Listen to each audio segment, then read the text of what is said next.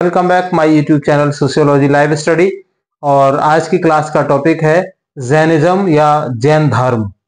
जैन धर्म जिसके 24 में जो तीर्थंकर हैं वो वर्धमान महावीर कहे जाते हैं और इनका जो जन्म है वो 599 ईसा पूर्व, मतलब जो जैन धर्म का जो उद्भव है वो 599 ईसा पूर्व माना जाता है। अर्थात जो बुद्ध पैदा हुए थे, बुद्ध से 33 वर्ष पूर्व। तो इस संदर्भ में अगर हम देखें तो जैन धर्म बौद्ध धर्म से भी प्राचीन है। 33 वर्ष पहले ये इसका प्रादुर्भाव हुआ था। जो वर्धमान महावीर जी हैं उनके पिता का नाम क्या था? सिद्धार्थ, और ये वैशाली के राजा थे। 30 वर्ष की जब इनकी आयु थी तो तपस्या करने के लिए चले गए और तपस्या करने का उद्देश्य था इनका इंद्रियों पर विजय प्राप्त करना।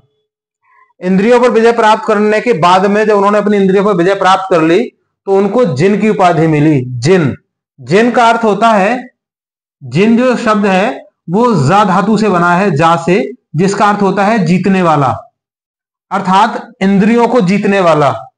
और वो आगे चल के क्या जैन कहलाए। उन्होंने जिस धर्म का प्रतिपादन किया वो धर्म जैन धर्म कहलाया।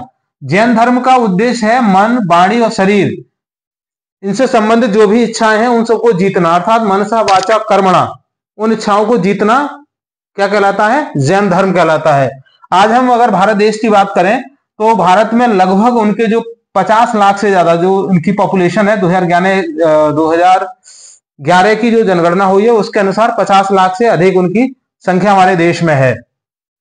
अब बात करते हैं जो जैन धर्म का उदय है वो हुआ क्यों, कारण क्या था? इस धर्म के उदय के प्रमुख कारण थे हिंदू धर्म में व्याप्त विभिन्न कुरीतियों के विरोध में। जो बुराइयां हिंदू धर्म में आ गई थी उन बुराइयों के विरोध में ये इस धर्म का उदय हुआ।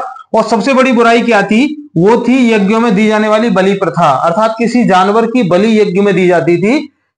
तो ये सबसे बड़ी बुराई उस समय मानी गई। इसके अलावा हिंदू धर्म में कई सारी असमानताएं आ गई थी, जैसे सामाजिक और धार्मिक असमानताएं कि कौन किस जाति का व्यक्ति इसमें शामिल हो सकता है, किस जाति का व्यक्ति इसमें शामिल नहीं होगा, कौन व्यक्ति यज्ञ में आहुति दे सकता है, कौन सा व्यक्ति यज्ञ में आहुति नहीं दे सकता है। इस तरह की तमाम सारी बुराइयां इस हिंदू धर्म के अंतर्गत आ गई थी। तो उनके उसको काउंटर करने के लिए मानिए इस जैन धर्म की स्थापना हुई थी। तो जो जैन धर्म है उसके 5 महाव्रत कहे जाते हैं, जिनमें एक है अहिंसा, सत्य, अस्तेय, ब्रह्मचर्य और अपरिग्रह। अहिंसा का मतलब है किसी भी व्यक्ति की जान न लेना, हिंसा न करना, अहिंसा कहलाता है, किसी को कष्ट न पहुंचाना। सत्य, हमेशा सत्य बोलना। अस्तेय का मतलब किसी की वस्तु की चोरी न करना या किसी को अपनी भावना से कष्ट न पहुंचाना।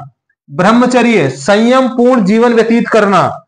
और अपरिग्रह मतलब अत्यधिक धन का संग्रह न करना। अगर आपके पास आपकी आवश्यकता से अधिक धन है तो आप उसे गरीबों की सेवा में लगा दें, उन लोगों की सेवा में लगा दें जिनके पास वो संसाधन उपलब्ध नहीं है।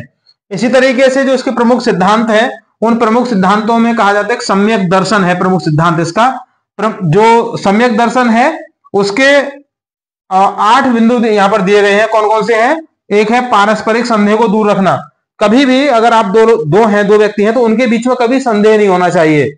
दूसरा है इसमें सांसारिक सुखों की इच्छा से दूर रहना। कभी भी जो हमारे शरीर को जो इच्छाएं हैं, मनसा वाचा कर्म, अर्थात मन की इच्छा है ना, जो हमारी इंद्रियां हैं उन इंद्रियों को सुख पहुंचाने वाली इच्छा है, उन इच्छाओं से दूर रहना।